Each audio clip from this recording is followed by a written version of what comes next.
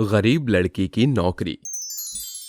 करमपुरा गांव में पूनम अपने चाचा विनोद, चाची सुनीता के साथ रहा करती थी। पूनम के माता पिता की मौत बचपन में ही हो गई थी और उसका पालन पोषण उसके चाचा चाची ने ही किया था। एक दिन पूनम अपने चाचा से, चाचा जी, मुझे आईएएस की पढ़ाई करनी है और उसके लिए 5 लाख रुपए लगेंगे। अरे तू पागल है क्या? तुझे पढ़ा लिखा दिया है वही बहुत बड़ी बात है।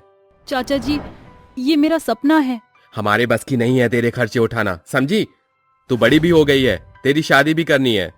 नहीं चाचा जी, मुझे शादी नहीं करनी, मुझे आगे पढ़ना है। अरे तू पागल है क्या? इतना खर्च कौन उठाएगा तेरा? एक तो तेरे माँ बाप ने हम पर बोझ डाल दिया तुझे, और तू है कि और अपनी पढ़ाई का बोझ डाल रही है। इतना कहकर वो दोनों वहां से चले जाते हैं और ऐसे ही कुछ दिन बीत जाते हैं। और एक दिन विनोद अपनी पत्नी से बोलता है, सुनीता, मैंने अपनी पूनम के लिए एक लड़का देखा है। अच्छा, कौन है वो? क्या करता है? हमारी पूनम उस घर में राज करेगी, राज। वो एक काफी अमीर लड़का है, पर एक दिक्कत आ रही है। अच्छा, वो क्या है? हमारी पूनम अभी 21 साल की है, लेकिन लड़का वो काफी बड़ा है। उम्र में हमारी पूनम से। अरे छोड़ो ना, हमें क्या। एक तो तुम्हारे भाई भाभी इस दुनिया से चले गए और अपनी बेटी को हमारे सीने पर वह मरने के लिए छोड़ दिया। निकालो इसको जैसे तैसे निकाल सको, बोझ है ये हमारे ऊपर।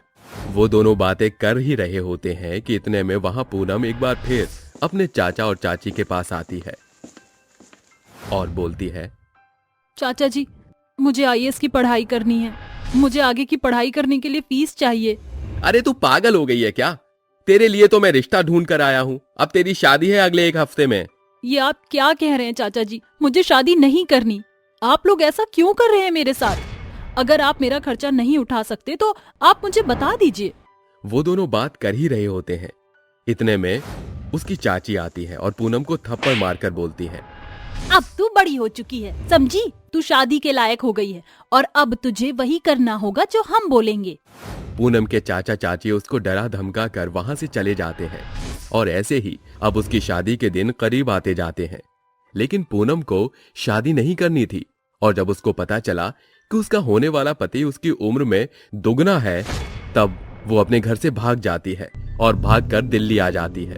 और इस तरह वो अपनी शादी से उस वक्त बच तो जाती है, लेकिन उसको नहीं पता दिल्ली में आने के बाद वो एक बड़े संकट में फंसने वाली है। और अब ऐसे ही कुछ दिन बीतते जाते हैं। अपना गुजारा करने के लिए वो काम ढूंढने की तलाश में निकल पड़ती है। ऐसे ही उसकी मुलाकात अब एक लड़के से होती है जिसकी कंपनी में काम करने लगती है।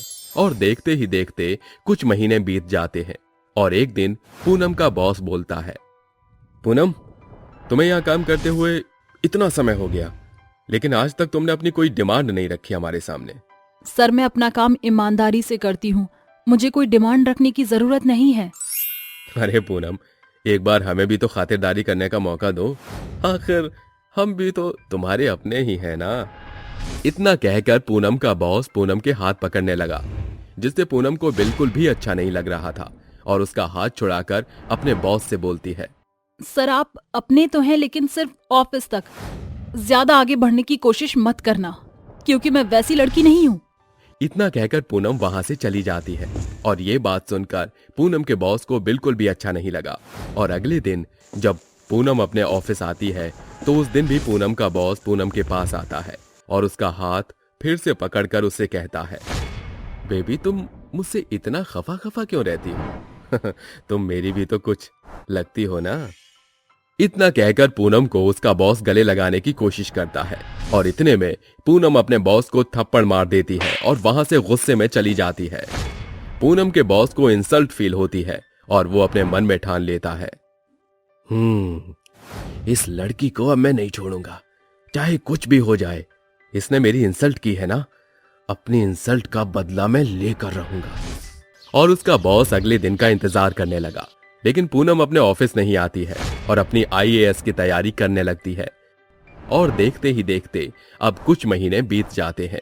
अब पूनम ने अपने लिए इतने पैसे कमा लिए थे कि वो अपनी आईएएस की पढ़ाई आगे की पूरी कर सके और अब इसी तरह वो अपने आगे की पढ़ाई पूरी करती है और देखते ही देखते वो एक बहुत बड़ी आईएएस ऑफिसर बन जाती है। तब उसकी मुलाकात एक लड़के से होती है वो साथ मिलकर वो अपने ऑफिस में छापा मारते हैं, क्योंकि वहां पर काम के नाम पर लड़कियों का कारोबार होता था। और ऐसे ही देखते उसको काफी अवार्ड मिलने लग गई और वो गर्व से रहने लगी। कुछ ही समय बाद उसके चाचा चाची उसके पास आते हैं और उससे बोलते हैं, बेटा बेटा पूनम, मुझे माफ कर दो, हमने तुझ पर बहुत ही ज्यादा अत्याचार किए हैं। हाँ बेटा, हमें माफ कर दो। मैंने भी तुझे बहुत समझा, लेकिन तू तो रोज नहीं सोना निकली। सोना, अगर तू दिल की साफ है और हमें कुछ मानती है तो तू हमें माफ कर देगी। अरे नहीं चाची जी, आप ये बात बोलकर मुझे पाप का भागीदारी ना बनाएं। भले ही मेरे माँ बाप जिंदा नहीं है, लेकिन अगर मैं आपको माफ ना करूं तो शायद मेरे माता पिता को भी अच्छा नहीं लगता। इसलिए आप मेरी माँ पापा की तरह ही हैं। प्लीज आप मुझसे माफी मत मांगिए। इतना कहकर पूनम अपने चाचा और चाची को माफ कर देती है और अपने चाचा चाची के साथ खुशी से अपना जीवन बिताने लगती है।